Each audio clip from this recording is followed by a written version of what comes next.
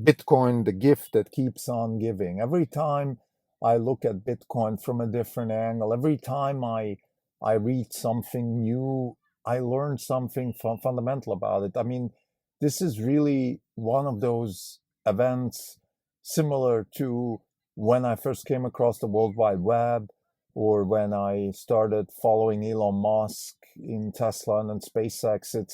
It's deep, it's it's new, it's 0 to 1, and it just opens up all these opportunities. Today, I want to talk about money over IP. This concept, it came across to me through the Bitcoin Standard podcast, Safedin Moose, and had a lady on tap. She's from Wyoming. Names don't matter. I'll put in the show notes. She was talking about this idea that money is kind of where telecom was in the 90s. It's an analog system with lots of intermediaries and all that, blah, blah, blah. And then the future of telecom in the 90s was voice over IP.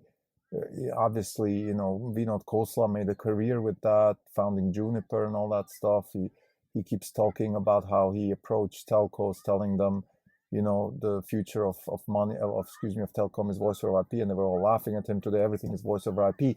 And the people in the Bitcoin community, and also the actually people in the networking community, so the people, let's say, the founder of voice over IP, the person that actually invented the protocol, has a company which wants to create money over IP. So I want to tie this all together with another event today, which is Tesla and Twitter and Elon Musk. Elon Musk announcing to buy Twitter, and I think there's one silver lining in all this, and this is that hopefully Musk is thinking along the lines of money over IP and Twitter, and this could be the main reason why X and Twitter could be accelerated into an app for everything. This is a Not Even Wrong podcast.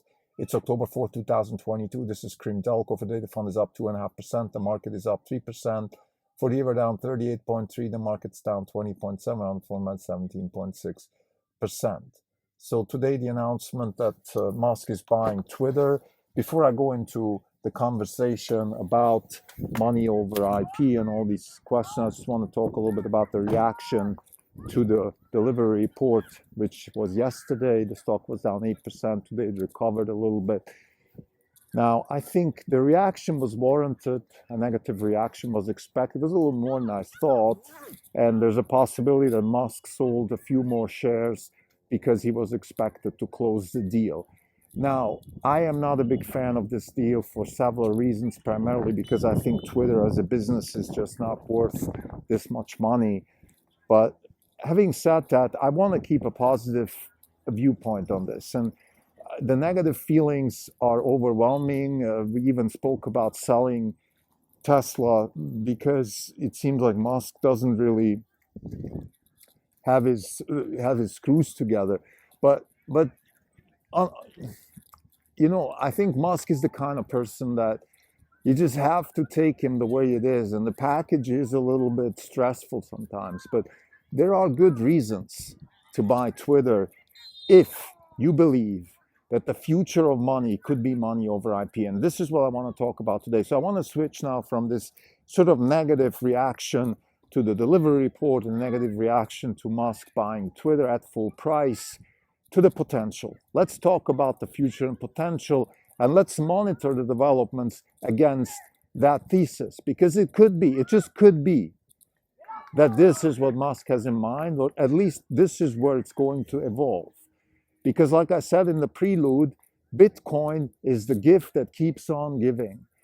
What I mean with that is that no matter how weird and unusual the standpoint could be, or you could look at it from, let's say, the perspective of hard money, which makes sense, and that makes a lot of sense. But you can look at it like today. For example, you combine telecom, you look at telecom and you think, wait a minute, Bitcoin could be the money over IP the same way the internet was voice over IP for telecom. And you start seeing analogies and ideas and creative solutions to mundane problems, which could create huge markets, make a lot of money, and also improve the human condition, which is really what Musk is all about, what we're all about, Orange Capital Partners. So let's focus on that. So what is this idea of voice over IP, money over IP? What does this really mean? Well, look, let's go first principles. Money is the thing that allows people to transact and store value. Safedin Ammous has written a very, very good book called The Bitcoin Standard, and he has now one called The Fiat Standard, where he does the same thing, where he goes from first principles, tries to explain, okay, what is money and why do we use it? And the conclusion is that Bitcoin is the perfect money because it's hard, its supply is limited, it's very resilient, it's anti-fragile, it has a lot of features you want for money. In fact, it's the best money that humanity has ever evolved. It's a very good money technology. Now, there's some drawbacks, and one of the drawbacks is actually it's not very useful for payments. And now you might say, well, isn't that the main use of money? Well, actually, it isn't. The main use of money is really store of value. And you can pay with things that are related to that. And Safedin talks about this in the Bitcoin Standard and the Fiat Standard, where he explains that when gold was money, we didn't use gold for all the transactions, particularly after the Renaissance, because goods and services started to move much faster. And therefore, we had to find something else, and what we invented was credit. And this was the big innovation of the Medici and all these Florentine and Venetian bankers. They created credit. They created a slew of lawyers and accountants that were able to keep track of all the credit, which was based on gold. And what Safedin is kind of alluding to is that the future of money today is very similarly questioned, because today, of course, everything is even faster and faster, and it's a lot more peer-to-peer. And that's just the nature of our technology and the nature of our institutions. This is not something that we came up with because we have Bitcoin. This is something that we have anyway through the nature of internet and peer-to-peer and all that. And hence, we have a need for a money which is a lot more peer-to-peer. So what Safedin and a lot of Bitcoiners are suggesting is basically a system where Bitcoin is the gold, and then things like the Lightning Network are the transaction network on top of Bitcoin, which allows for speed, efficiency, and low cost. And this lady that Safedin had on is talking about money over IP versus voice over IP, the analogy. So what that means is that you have the internet protocol and the technology that allows the internet to function as an information medium. And if you now can sort of add on top of that the blockchain technology, which adds the value and identity medium, in other words, on the internet, you still need somehow to ensure that people have money and that they can't double spend money, and that the ledgers are held correctly, and all those kinds of things. In other words, somebody has to keep track of who owns what and what is and what isn't. And this is the role of Bitcoin and the Bitcoin protocol.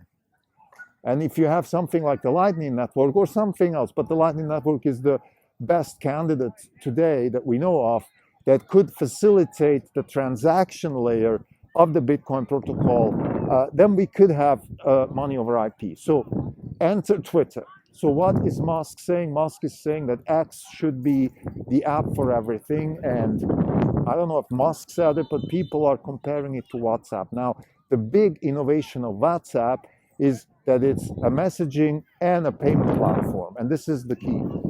So if Twitter could become the peer-to-peer money over IP network that allows people to use either the Lightning Network or maybe something on their own, that of course remains to be seen. And we could have a 300 million daily active user platform, which is already very active on the peer-to-peer front in terms of exchanging information. If we could solve for identity and then add the payment layer, well, then we could actually see a proliferation of an app that allows for basic needs such as payment, identity, and still, information, and then Twitter threads and the opinion and all of that stuff, and free speech. We also spoke about free speech, solving the problem of free speech, which from our perspective just means that the authority which decides what is free and what isn't free, that this authority is not a central authority, but it's a decentralized authority. So we define free speech along those lines. And that, of course, is another big potential upside for this app that X.com could create. So again, to summarize, we want to stay positive on the Twitter side. And I think it's actually a good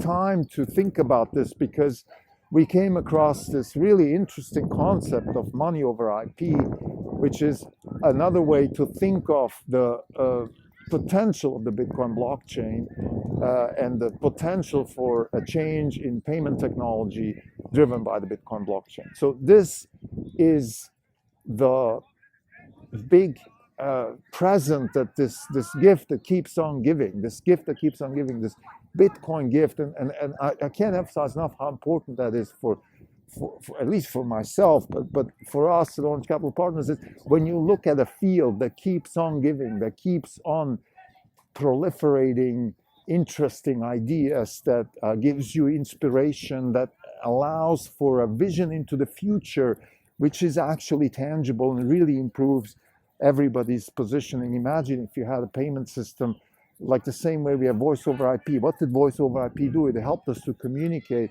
with our loved ones over distances for a lot less money. So improve many orders of magnitude and reduce cost many orders of magnitude. This is the fundamental, this is the mechanics of real disruption. And this is what we see as the potential for Twitter, or a peer-to-peer payment network based on the Bitcoin blockchain and based on something like a Lightning Network as a second layer, which facilitates and increases the speed, facilitates the Bitcoin blockchain, also increases the speed, reduces the fees. Again, this is obviously all very conjecture driven now. We have no tangible commitment by Musk to, let's say, improve the Bitcoin blockchain and use Twitter to leverage that into some sort of second layer network or something like that.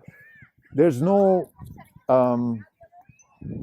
tangible evidence for that. But what we have is a couple of things. We have, of course, Musk started his career with a payment network, PayPal. We have the analogy of WhatsApp, which is a payment network. We have the need for a better system in terms of payments. For example, some people have said that everybody is a software company, which is true, but we could go further and say everybody's going to become a payment company. And you might say, well, look, Tesla is not a payment company. Payments are important, but it's not pay. But on the other hand, I personally believe that payments are a crucial part, at least, of the customer experience. If I go and charge in the middle of nowhere in Utah and my credit card doesn't work or all that kind of stuff, it becomes pretty hairy very quickly. So having an integrated payment platform that works on the blockchain and enables a peer-to-peer payment system, which is a lot faster, lower cost, even in the Western world, could be an interesting proposition, absolutely necessary in wherever we're not in the Western world. In other words, in markets, China and Middle East and Africa and so on and so forth, Latin America. So I guess to summarize, I want to focus on the gift that keeps on giving, Bitcoin, and the idea that we could have money over IP, that this is a fundamental concept that we should take seriously, that could enable us to become a lot more stable in the monetary system. It takes credit out of the system. It takes credit as part of the monetary velocity out of the system. This is key, because it makes money. And the credit, which Saifedean in both his books, I have only read the Bitcoin standard, but he's speaking about the fiat standard now, and apparently over there he makes similar arguments. he talks about the necessity for credit because the fundamental money, which is gold, could not be moved around. If we use that analogy, we have the same situation here. We have Bitcoin as the gold of today, and then we have something like the Lightning Network. We could have Twitter or a peer-to-peer network. Hopefully, they change the name. That is serving as the platform for those types of payments. We could have that. I'm just saying this is a potential. But what's really great about this is once you open up the doors for voice over IP in the telco space, you come up with things like Skype and FaceTime, you come up with YouTube, you come up with streaming services such as Netflix and so on and so forth, which all in one shape or another are absolutely essentially driven by the concept of voice over IP and of course also video over IP. In other words, you have information which is packaged in IP, driven from A to B through a network of computers or the internet or something along those lines. If we use the analogy now, money over IP, we could see a lot more innovations driven in the financial sector by developers, by the ecosystem, by iteration. All of these things that have proliferated in the software industry could also proliferate in the money space, and therefore the financial industry as a whole could become a lot more interesting as a value added and not a value destructive sector of the economy. Thank you.